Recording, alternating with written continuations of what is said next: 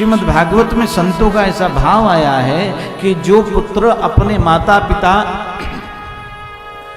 को दुखी करता है या उनको कष्ट पहुंचाता है, उसके ऊपर परमात्मा का प्रकोप हो जाता है। ईश्वर भी उससे प्रसन्न नहीं रहता। हमें सबको मालूम है, केवल उसको स्मृति में जागृत रखने की आवश्यकता है। ये बात हमारी स्मृति में सदैव जागृत रहे। कहते हैं महाराज, और दूसरा मेरे भाई बहन, काहु न को सुख दुख कर दाता, और निज कृत कर्म भोग सुन भ्राता, कर्म प्रधान विश्व रचि राखा, और जो जस करे सुतस फल चाखा। जो उच्च कोटि के हमारे यहाँ संत महात्मा हुए ना, जितने भी उच्च कोटि के साधक, वो किसी से मिलते नहीं। ऐसे ऐसे महात्मा हुए ना, वो मिलते नहीं किसी से। अब जिसकी जाकी रही है भावना जैसी, अब जिसकी जैसी, और उनका कारण क्या है मालूम? उनका कारण केवल और केवल एक है, समाज समस्या के अलावा और कुछ लाता ही नहीं। समाज के पास केवल और केवल समस्या है।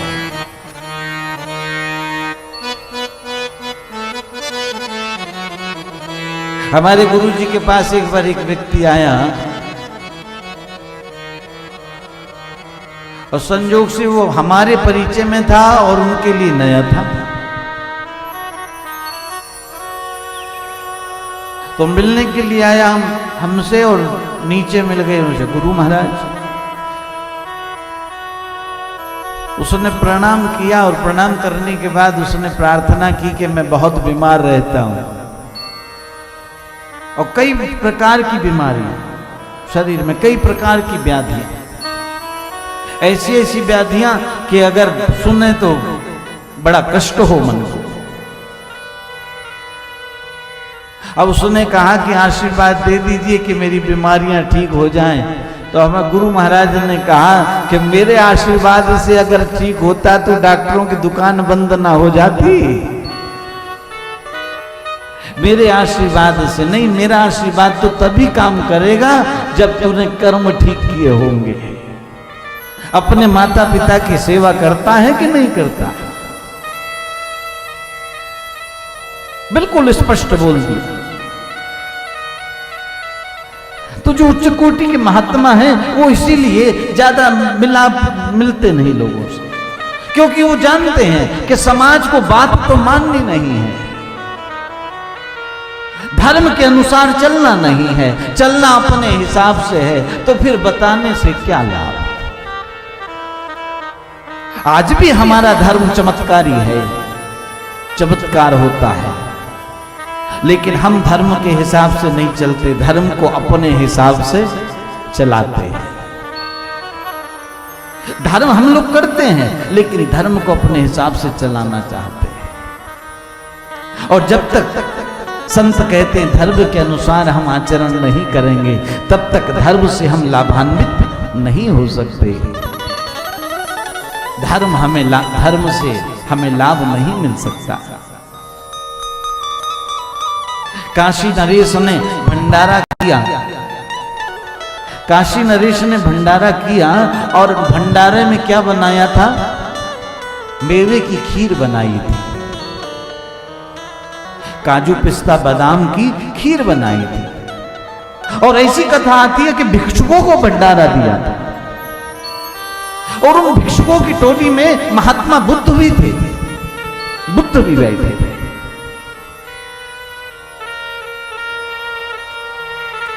जब काशी नरेश भिक्षुकों को खीर दे रहे थे तो सब प्रसन्नता से ले रहे थे, लेकिन बुद्ध तो बुद्ध थे, बुद्ध अपने आप में नहीं रहते थे। कहते जब बुद्ध का नंबर आया तो बुद्ध ने अपना पात्र किया खीर लेने के लिए, और राजा ने देखा तो उसमें मिट्टी लगी हुई थी बर्तन में। महाराज ने कहा कि बुद्ध पहले इस बर्तन को धो के लाओ, साफ करके लाओ, ड्राई फ्रूट की खीर है, खराब हो जाएगी। बुद्ध होश में आए और उन्होंने कहा गलती हो गई, अभी धो करके लाता हूं। बुद्ध गए, बर्तन को धो करके लाए, महाराज ने खीर का प्रसाद डाला। बुद्ध बहुत कम बोला करते थे। कहते जब खीर का प्रसाद बट गया तो सब भिक्षुकों को प्रणाम किया और सबने आशीर्वाद दिया। अपने अपने भाव अनुसार सबने आशीर्वाद दिया, लेकिन बुद्ध कुछ नहीं बोले। महाराज ने प्रणाम किया लेकिन बुद्ध ने आशीर्वाद नहीं दिया। महाराज ने कहा कि बुद्ध आशीर्वाद दो। बुद्ध ने कहा मैं तुमको आशीर्वाद नहीं दे सकता। कहते महाराज को बुरा लगा, अब राजा का अहंकार क्यों? कहते बुद्ध ने कहा कि राजन, अगर मैं आशीर्वाद दे भी दूं तो मेरे आशीर्वाद को तू पचा नहीं सकता। कहते और विचित्र बात हुई। महाराज ने कहा कि मैं समझा नहीं। महात्मा बुद्ध ने कहा मेरे बर्तन में जरा सी मिट्टी लगी हुई थी और तूने उसमें खीर नहीं डाली गंदगी के कारण, तो तेरे इस बर्तन में तो पता नहीं कितने प्रकार की गंदगी लगी हुई है। मैं आशीर्वाद जैसी अमोघ वस्तु तेरे अपवित्र बर्तन में कैसे डाल दूं? और अगर मैंने डाल भी दिया तो तू उसका लाभ नहीं ले पाएगा। महाराज, काहू न को सुख दुख कर दाता, और निज कृत कर्म भोग सुन भाता। निज कृत कर्म फलित जस पायो। कहते हैं महाराज, सभी शास्त्र, सभी उपनिषद, सभी वेद, सबका एक ही कहना है, त्वमेव माता च पिता त्वमेव बंधु च सखा त्वमेव। अच्छा, माता पिता की सेवा भी ये भाव सोच के ना करे कि हम सेवा करेंगे तो हमारे बच्चे बुढ़ापे में हमारी सेवा करेंगे। ध्यान देना, कोई भी कामना लेकर सेवा नहीं करनी चाहिए, किसी की भी सेवा। भगवान कृष्ण गीता में कहते हैं कि अर्जुन, भक्ति 3 प्रकार की होती है, जिसमें जो सबसे पहली भक्ति होती है उसे कहते हैं निष्काम भक्ति। समझ रहे? कर्म है लेकिन फल की इच्छा नहीं है। कर्म कर रहे हैं लेकिन फल की इच्छा नहीं है, उसे कहते हैं निष्काम भाव। और जो निष्काम भक्ति करता है उसका ध्यान मैं स्वयं रखता हूं। कहते मैया यशोदा को लेने के लिए बलराम जी महाराज आए हैं ब्रज में। इधर यशोदा जब बलराम जी से मिली हैं और बलराम जी से कुशलता पूछी है, उस समय यशोदा बहुत फूट फूट कर रोई। उस विषय का वर्णन क्या करें, अथाह समुद्र है। कहते हैं यशोदा जी को बाबा नंद, गोपी, ग्वाल बाल सबको लेकर बलराम जी महाराज द्वारिका पहुंचे हैं। द्वारिका में पहुंचे और भगवान गोविंद यशोदा जी से मिले, दौड़े हैं, और विवाह में जो भी कार्य मां करती है वो सब प्रभु ने यशोदा जी से करवाया। कहते भगवान की विवाह लीला संपन्न हुई। इसके बाद बहुत समय तक ये ब्रजवासी द्वारिका में रहे। एक दिन प्रातःकाल का समय यशोदा जी गोविंद के पास आई और कहा, कृष्ण अब हम जाना चाहते हैं, हमें आज्ञा दो। गोविंद ने कहा कि कुछ दिन और ठहरे, आए हैं तो। यशोदा जी ने कहा कि नहीं कृष्ण, अब हमें आज्ञा दो, जाना तो है ही, आज जाएं तब भी वही बात, कल जाएं तब भी वही बात है, जाना तो पड़ेगा ही। आया है सो जाएगा राजा रंक फकीर, जो आया है उसे जानना पड़ता है। जैसे हम वृंदावन आए हैं तो जाएंगे कि नहीं जाएंगे, है? आने से पहले जाने की डेट निश्चित हो जाती है।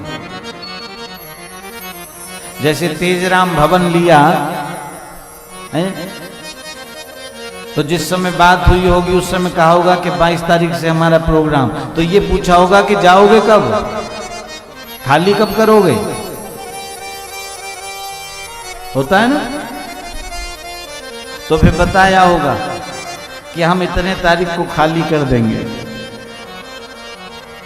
और अगर हमारा मन लग जाए कि तेजराम भवन बड़ा बढ़िया है, 2-4 दिन और रुक लें, तो क्या रुक पाएंगे? है? स्टाफ आएगा और सामान निकाल के बाहर फेंक देगा। यही जीव की दशा है। इस बात का हमेशा चिंतन करें। आया है सो जाएगा राजा रंक फकीर, कोई चढ़ा विमान में, कोई बंधा जंजीर। यशोदा जी ने कहा कि जाना तो है कृष्ण, आज जाएं तो, कल जाएं तो, जाना तो, इसलिए अब हमें आज्ञा दो। भगवान ने कहा कि दारुक से कि रथ तैयार कराओ। मैया यशोदा जो हैं वो जाएंगी ब्रज, रथ तैयार कराओ। यशोदा जी ने कहा कृष्ण रथ तैयार मत कराओ, क्योंकि जहां हमें जाना है वहां पर रथ नहीं जाता। वहां ना कोई रथ जाता है, ना कोई गाड़ी जाती, वहां तो केवल, ना कोई साथ जाता है, वहां तो ना हाथी है न घोड़ा है, वहां पैदल ही जाना है। न हाथी है न घोड़ा है, वहां पैदल ही जाना है। न हाथी है न घोड़ा है, वहां पैदल ही जाना न हाथी है न घोड़ा है, वहां पैदल ही जाना है। सजन तुम झूठ मत बोलो, खुदा के पास जाना। सजन तुम झूठ मत बोलो, खुदा के पास जाना है। बलम तुम झूठ मत बोलो, खुदा के पास जाना। बलम तुम झूठ मत बोलो, खुदा के पास जाना है। जिनों के झूमते हाथी हजारों लाख थे साथी। जिनों के झूमते हाथी हजारों लाख थे साथी। जिनों के झूमते हाथी हजारों लाख थे साथी।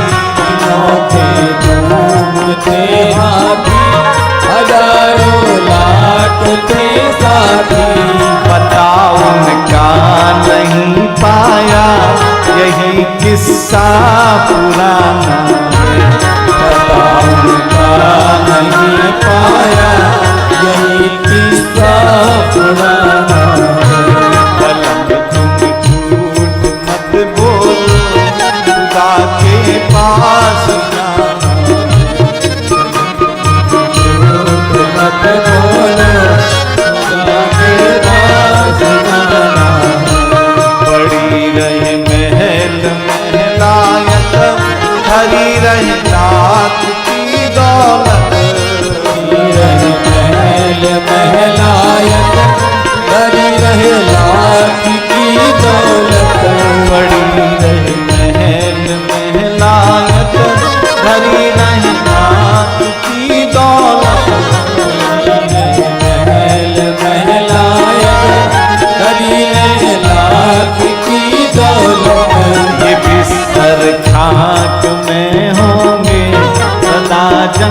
जंगल में डेरा है, सब खाक में होके बता जंगल में डेरा है। सजन तुम झूठ मत बोलो,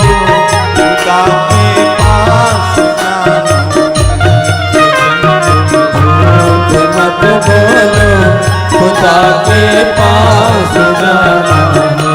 गुरु नानक महाज्ञानी जिन्होंने गौर कर देखा, गुरु नानक महाज्ञानी जिन्होंने गौर कर देखा, गुरु नानक महाज्ञानी जिन्होंने गौर कर देखा, गुरु नानक महाज्ञानी जिन्होंने गौर कर देखा, गुरु नानक महाज्ञानी जिन्होंने गौर कर देखा, गुरु नानक महाज्ञानी जिन्होंने गौर कर देखा।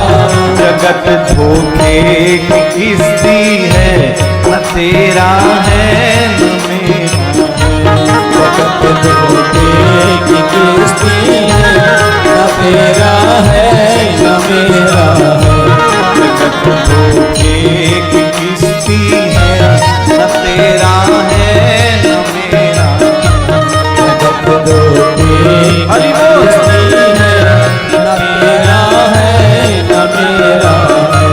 सजन तुम झूठ मत बोलो, खुदा के पास जाना। झूठ मत बोलो, खुदा के पास जाना। गोविंद, जहां हमें जाना है वहां कोई साथ नहीं जाता। भगवान ने कहा कि क्या कह रहे हैं? यशोदा जी ने कहा, कृष्ण अब हमें जाने दो।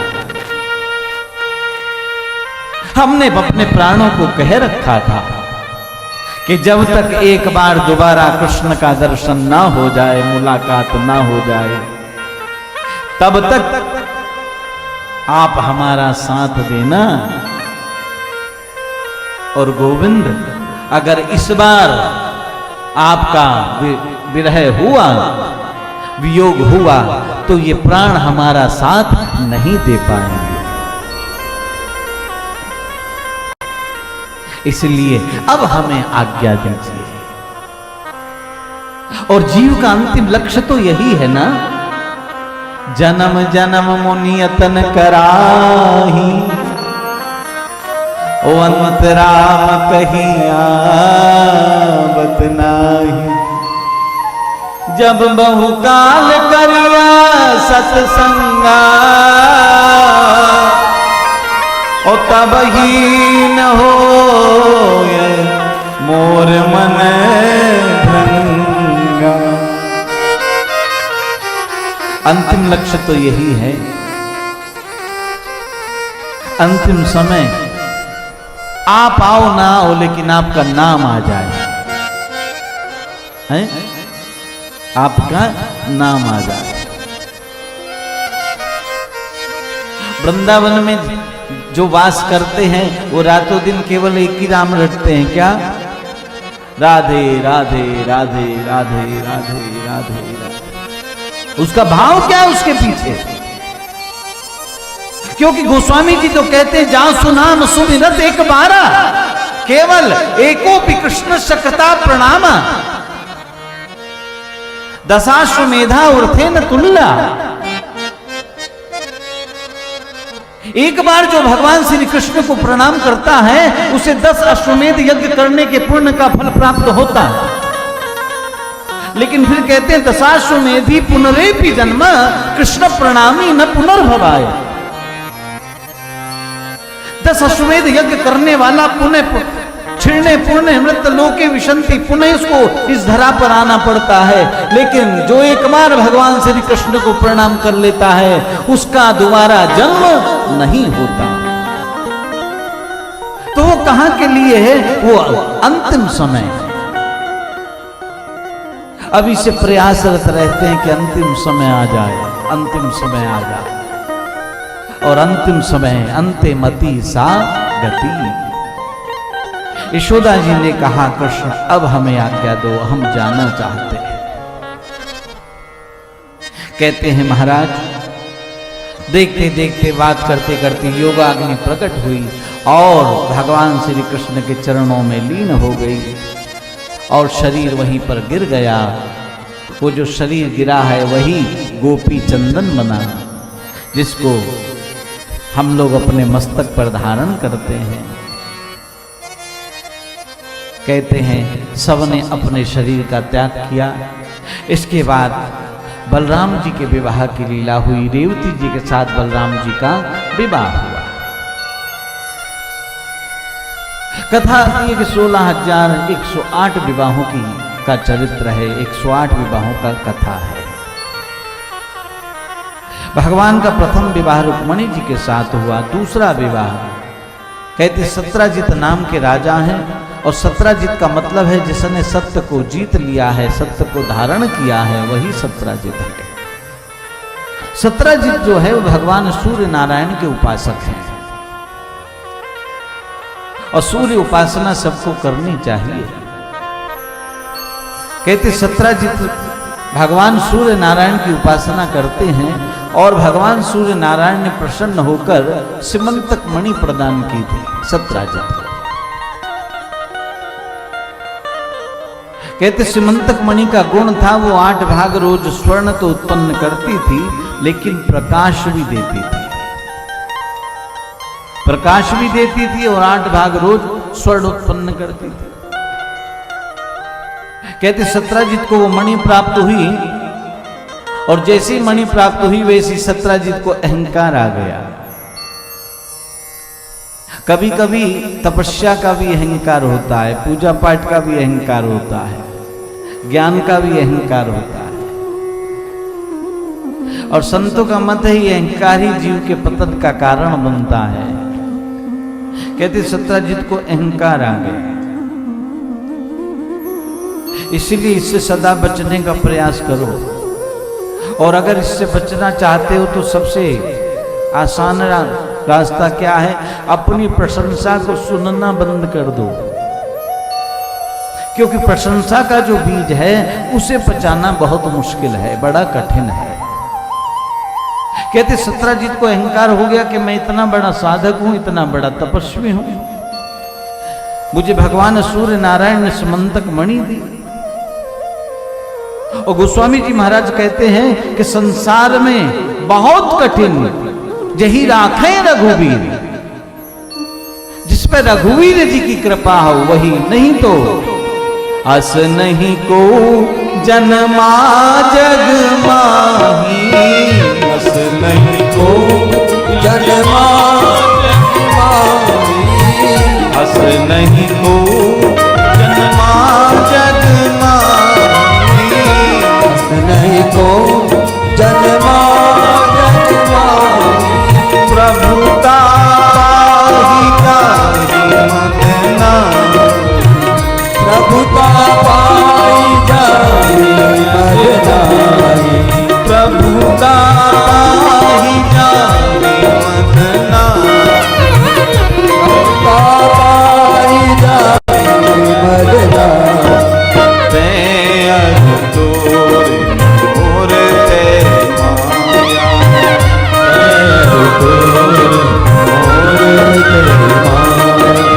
जी बस की जीवन बस जीवन